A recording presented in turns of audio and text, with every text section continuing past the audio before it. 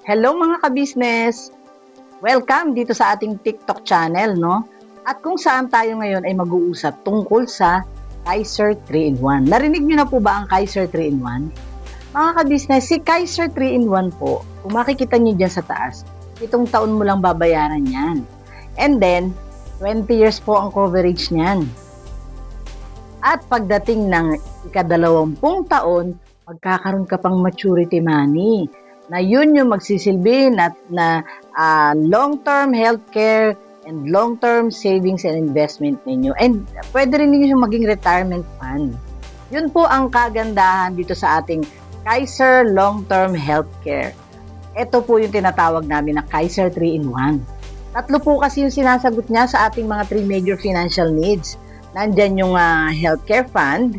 Pangalawa, yung life insurance coverage hanggang 75 years old. Yung healthcare fund mo, kahit abutin ka ng 100 years old, as long as hindi mo wini-withdraw ang iyong healthcare fund, pwede mo siyang gamitin kahit abutin ka ng ilang taon. At yung pangatlo, yung long-term savings and investment. Nabubulol pa tayo mga ka-business, sobrang excited sa pag-share sa inyo. Yung long-term savings and investment na yan mga ka-business, kumikita pa yan habang hindi mo kinukuha yung retirement fund mo or yung iyong healthcare fund, kumikita pa po yan as long-term savings and investment. Kaya yan yung tips ko sa inyo today. Welcome po dito sa Ipon Tips ni Ate Weng. Thank you! Bye!